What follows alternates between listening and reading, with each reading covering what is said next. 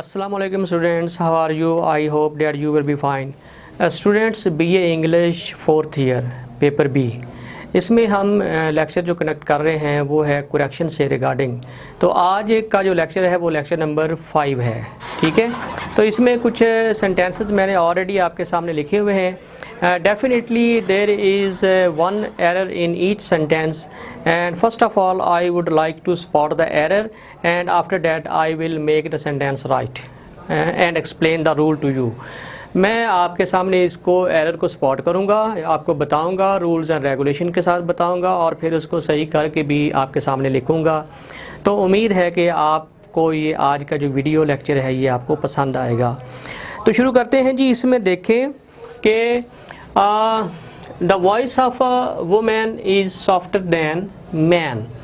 अच्छा, ये sentence number 1 है स्टूडेंट हमारे पास। तो इसमें आप देखें कि there is a comparison made between two voices. On this side there is voice of a woman and on that side there is voice of a man. So there is going to make a comparison between two voices. याद रखने की बात ये है कि जब भी हमने कंपैरिजन करना है we will have to make the comparison between two things of equal status. हमने जब भी कंपैरिजन करना है तो हमें दो चीज़ें जो हैं वो इक्वल स्टेटस के लेनी पड़ेंगी। अब if you focus on this part of the sentence voice of women, but here is only written man. It means that you are comparing the voice of a woman to a man and not the voice of the man, not to the voice of the man. Okay? होना क्या चाहिए था कि you should compare the voice of a woman to the voice of a man. So error is here. यहाँ पे जो गलती है वो यहाँ पे है। अच्छा, अब इस तरह के और भी कई सेंटेंसेस आपको मुशाबे आ सकते हैं। तो आपने देखना है कि हम किस चीज़ के साथ कंपैरिजन कर रहे हैं। ओके, अब ये देखें, इसके कुछ तरीके हैं, रूल्स एंड रेगुलेशन हैं। The voice of a woman is softer than that of man कर लें, then the voice of man कर लें, या आगे ऐसा सिंपल कर लें मैन्स वॉइस। ठीक है, now this sentence is correct. अब ये जो सेंटेंस है ये करेक्ट है, 100% करेक्ट है। अब इसमें देखें, the voice of a woman is softer than man's voice. So there is a comparison between two things of equal status. यहाँ पे वॉइसेस का कंपैरिजन हो रहा है, ना कि मर्द का औरत की आवाज़ के साथ। ऐसे नहीं हो सकता, दोनों आवाज़ जो आवाज़ हैं उनका कंपैरिजन हो रहा है। अच्छा स्टूडेंट, सेंटेंस नंबर 2 है, the two brothers never loved one another. One another, definitely when we use one another it happens between more than two things. One another, for example there are 3 peoples, there are 4 people, there are 100 people, they are embracing one another, they are embracing one another. तो one another का मतलब है कि दो से ज़्यादा के दरमियान यानी आपस में वो कोई एक्शन जो है उसको वो कर रहे हैं। Actually the error is here, the mistake is here. one another, here in this sentence one another is not suitable. Suitable word is each other, because each other tells us that something is going on between two things, two persons, two men. तो यहाँ पे देखें, there are 2 brothers. The 2 brothers never loved two brothers never loved one another, no each other.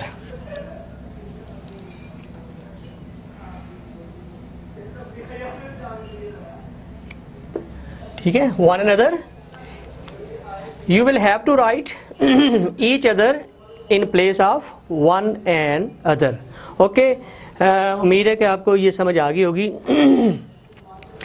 Sentence number 3 tells us about that Shakespeare is greater than any dramatist.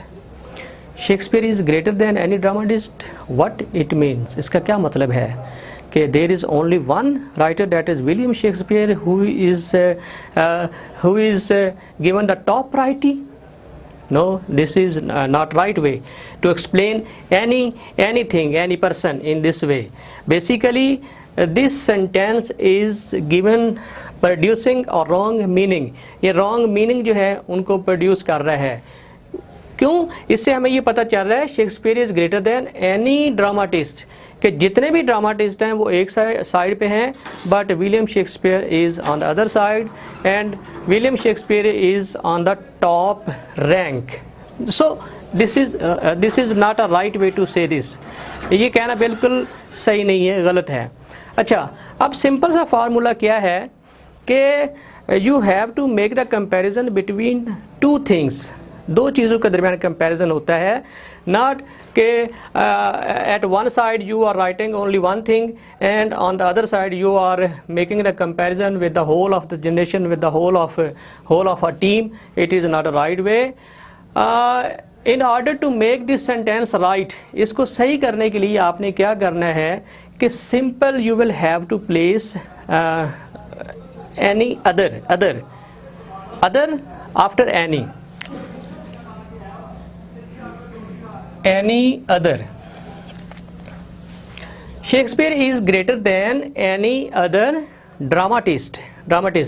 When you will write the sentence in this way, it would meant that you will comparing Shakespeare, William Shakespeare with all the writers of the world one by one आप उनका comparison कर रहे हैं, तो फिर आप ये कह सकते हैं कि शेक्सपियर जो है वो ग्रेटर है, यानी वो उनसे थोड़ा सा बेहतर है, अजीम है।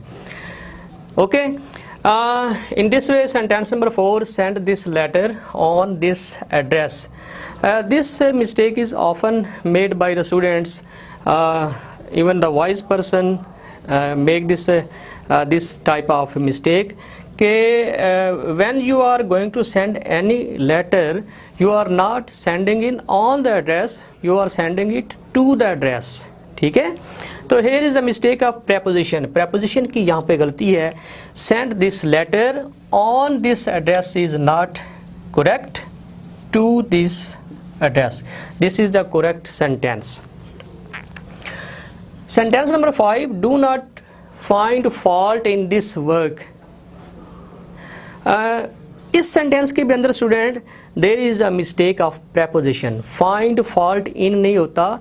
The correct word is, the correct preposition is find fault with, जिसको हम कहते हैं ना कि नुक्ता चीनी करना, कीड़े निकालना, बात का बतंगड़ बना लेना। ठीक है, तो here is the mistake in the preposition do not find fault in, it is not correct, find fault with, that is the correct sentence। okay, next sentence is his father is ill for 3 months। his father is ill for 3 months, definitely this sentence belong to present perfect continuous tense।